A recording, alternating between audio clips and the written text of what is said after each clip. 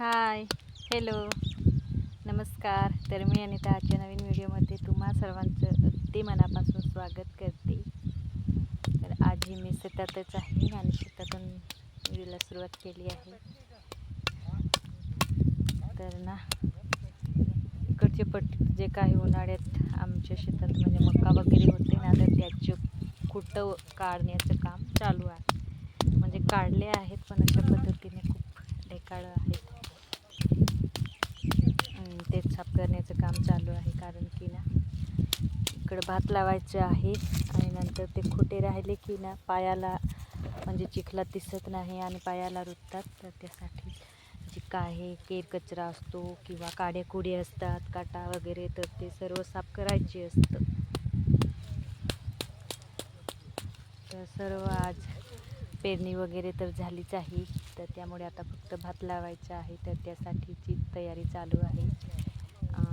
बांध जे काही आहे तर ते बसून गेले आहेत. तर त्याच्यावरती माती टाकणे असो किंवा जे काही मेऱ्यात म्हणजे आपल्या कोपऱ्यात तण वगैरे वाढलेले असतं तर ते काढायचं, असं बरेचसं काम चालू आहे. पण आता पेरणी झाली आहे. ज्वारी, सोयाबीन उगवलेले आहे. फक्त आता भात लावायचे बाकी आहे. तर त्यासाठीची तयारी करतोय आम्ही. पाणी जहा पाणी जहार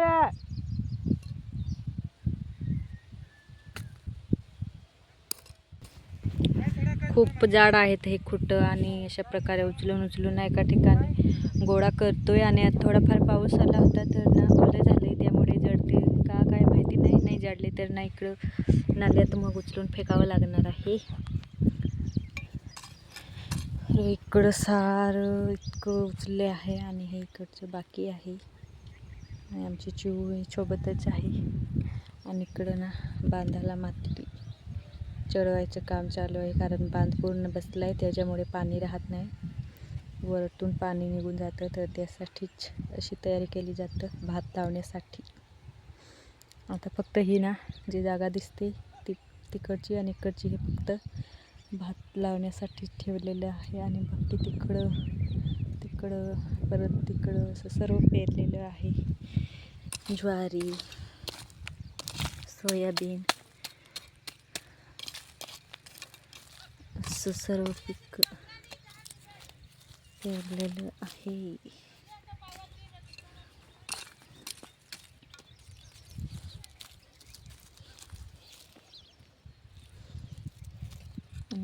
काही नाही ढेकाळ आहे ते अक्षरशः असं फोडावं लागतात, कुठं त्याचं नाही.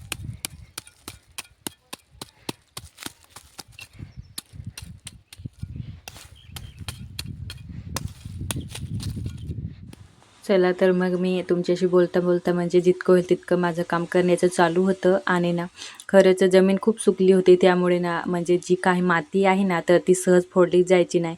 आणि त्यामुळे ना अक्षरशः हात दुखायचे खरंच ठोकून विळ्याच्या साहाय्याने.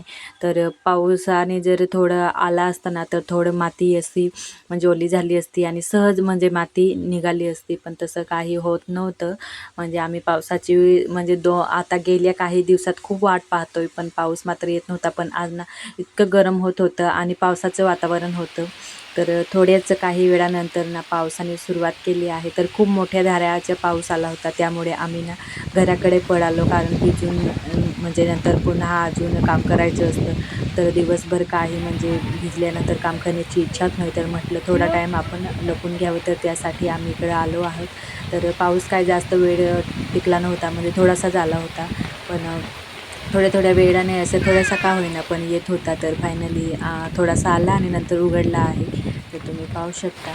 आणि आता म्हणजे 2-3 दिवसात कंटिन्यू असा पाऊस होणार आहे असं तरी म्हणजे आम्हाला वातावरणावर म्हणजे वरून समजलं होतं. तर त्यामुळे म्हणजे ना आमचं जे काम होतं ना हाती घेतलेलं, तर ते करणे गरजेचे होतं. कारण जेव्हा काही म्हणजे जास्तीचा पाऊस आला ना तर पाय खूप जातात खाली मातीत, आणि त्यामुळे ना जे काही साफसफाईचे दगड असो किंवा जे काही आम्ही खुटं वगैरे साफ करतोय तर ते उचलताच येत नाही. जोपर्यंत कोरडं आहे ना तर तोपर्यंत शक्य आहे. तर त्यासाठी पाऊस उघडला आणि खूप दिवस झाले जमीन म्हणजे सुकलेली होती, त्यामुळे इतकुसा पावसाने म्हणजे काही जमीन ओलीच झाली नव्हती. तर त्यामुळे थोड्या वेळानंतर आम्ही पुन्हा आमच्या कामाला कंटिन्यू केलं होतं. आणि ना खरंच खूप मोठे मोठे असे ना जे खुटांचे म्हणजे जे मुळं असतात त्यात माती अडकलेली असते.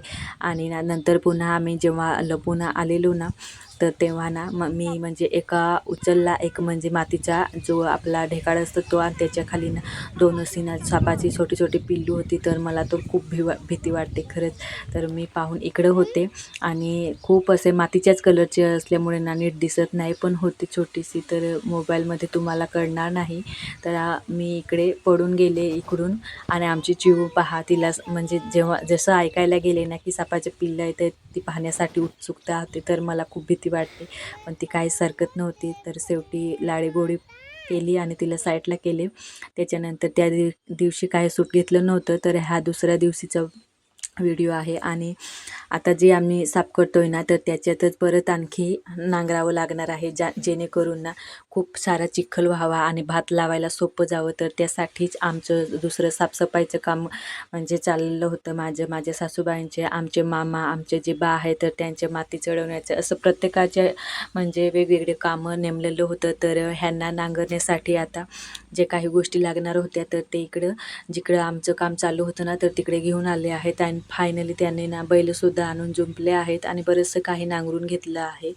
तर इकडंही थोडासा पालापाचोळा आहे, जो की बारीक असा आहे, पण तो ना म्हणजे आपण ज्या दिवशी म्हणजे चिखल करू ना, तर त्यात तो मिक्स होऊन जाईल आणि बारीक आहे, त्यामुळे तो सोडून वगैरे जाईल. काही हाताखाली किंवा पायाखाली येणार नाही. खूप बारीक आहे तो. आणि जे उचलतोय ना, तर तिकडं खूप मोठमोठे खुटे आहेत आणि ते लवकर सडत नाही. त्यामुळे ना जेव्हा चिखल होतं, तर तेव्हा ते आपल्या नकळत पायाखाली येतो, लागत असतो. तर त्यामुळे ते उचलण्याची गरज आहे. आणि इकडे काही म्हणजे उन्हाळ्या म्हणजे पीक म्हटलं की शेंगा होते, आणि शेंगाचे काही छोटे छोटे मुळं असतात, ते काही काढण्याचं काही गरज नाही. जे मोठे मोठे आहेत, तर ते आम्हाला टाईम भेटल्यावरती आम्ही काढून घेणार आहोत.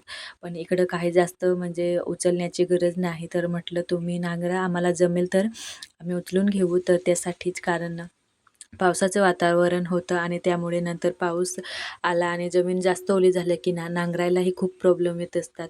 आणि खूप जीवावरती म्हणजे बैलांच्याही जीवावरती येतं आणि आपल्या ज्या म्हणजे धनी असतो तर त्याच्याही जीवावरती. त्यामुळे ना म्हणजे असं आता मोकळी जमीन आहे, म्हणजे भुसभुस अशी आहे, कोरडी आहे, तर त्यामुळे सोपं जातं आहे. तर फायनली ते नांगरत आहे आणि आमचे बात तुम्ही पाहू शकता, इतके वयस्कर असूनसुद्धा खूप काम करतात आमच्या बरोबरीने, आमच्याहून जास्त म्हटलं तरी चालेल. आणि ही जी जागा दिसते ना, तर तिकडं आता ना जो म्हणजे इंद्रायणी भाताचं बी पेरलं आहे ना, तुमच्यासोबतही मी आधीच्या व्हिडिओमध्ये शेअर केलं होतं. तर ते आता इकडं लावणार आहोत. आता थोडं म्हणजे बी वाढले, छान वाढलं आहे तसे आता. आणि जोपर्यंत जागा होईल तोपर्यंत पाऊसही चांगला येईल आणि रोपही चांगलं वाढ होईल म्हणजे रोपांची, आणि नंतर मग उपडून इकडं लावणार आहोत चिखल करून. तर त्यासाठीच आमची ही तयारी चालू आहे. आणि ना खरंच भात लावण्यासाठी ना खूप मेहनत करावी लागते, खरंच खूप म्हणजे खूप. आणि 1-2 माणसांमध्ये सुद्धा तो काम होत नाही, कारण त्याला उपडणं, धुणं, परत लावणं, अशा प्रकारची खूप मोठी प्रोसेस आहे. आणि ज्यांना काही म्हणजे पाण्याची वगैरे सोय नसते चांगल्या पद्धतीने, तर त्यांच्यासाठी तर अजून भयंकरच खूप कठीण असतं. पण काय करणार ना, शेवटी लावावंच लागणार. आणि आमच्याकडे काही जास्तीचा इतका पाऊस नाही, त्यामुळे ना लावायला वगैरे तर लावून घेतो, पण नंतर मोटारीनेच वगैरे पाणी भरावं लागतं. तर त्यासाठी ना छोट्या अशा बांधा टाकून लावावं लागतं, जेणेकरून म्हणजे पाणी भरण्यासाठी सोपं जाईल. म्हणजे लाईट वगैरे आमच्याकडे खूप प्रॉब्लेम देत असते, तर त्यामुळे ना छोट्या अशा म्हणजे पट्ट्या राहिल्या की आज ह्या पट्टीत, नंतर दुसऱ्या पट्टीत दुसऱ्या दिवशी, असं मध्ये चालू असतं. तर त्यासाठीच. आणि आता ना खूप भरपूर पाऊस झाल्यामुळे इकडे बांधावरती तुम्ही पाहू शकता, इतकं छान असं हिरवंगार झालं आहे ना, की खूप पाहतच राहावं असं वाटतं. आणि ढगंसुद्धा आज खूप आली होती. तर कालही थोडासा पाऊस आला होता आणि आजही सकाळपासून म्हणजे थोडासा असा भिरभिर पाऊस चालू आहे आणि अजूनही येण्याची शक्यता आहे, कारण वातावरणावरूनच कळत होतं की पाऊस येईल. तर हे पहा, आमचं म्हणजे जे काही बी पेरलं होतं, तर ते खूप छान पद्धतीने आलं आहे. आणि ना थोडं असं पिवळसरपणा झाला आहे, कारण ना आता 2-3 दिवसापूर्वी इतकं ना उन्हाळ्यात देखील असं ऊन तापलं नसेल अशा पद्धतीने ऊन तापत होतं. आणि त्यामुळे एवढूशा छोटे हे रोपं ना खूप म्हणजे जे आपलं शेंडीवरती ना तिथं सुकल्यासारखी झालं होतं. पण आता जर पाऊस कंटिन्यू झालं ना की ते एकदम हिरवगार म्हणजे छान असं त्यांचं हिरवगार रंगात रूपांतर होऊन जाईल. आणि थोडंसं आपलं खतही त्यांना लावावं लागणार आहे, जेणेकरून जोरात त्यांची वाढ व्हावी. तर त्यासाठीच आणि थोडं असं काम झाल्यानंतर बैलांनासुद्धा थकवा येत असतो, तर त्यासाठी त्यांनासुद्धा थोडा आराम दिला आहे. आणि काहीच वेळानंतर परत पावसाने सुरुवात केली आहे. तर त्यासाठी आमच्या बैलांना इकडे झाडाखाली थोडं म्हणजे पाणी कमी लागावं, तर ह्यासाठी इकडं उभं केलं आहे. तर फायनली अशा पद्धतीने शेतकऱ्याची लाईफ असतं, थोडं काम करायचं, थोडं अजून परत पडायचं, पळापळीच चालू आहे. कारण पाऊस काही कंटिन्यू नाही, थोडा येतो नंतर जातो, येतो जातो. तर अशा पद्धतीने. तर व्हिडिओ कसा वाटला कमेंटमध्ये नक्कीच सांगा. आवडला असेल तर एक लाईक नक्कीच करा. चॅनलला सुद्धा सबस्क्राईब करायला विसरू नका. बाय.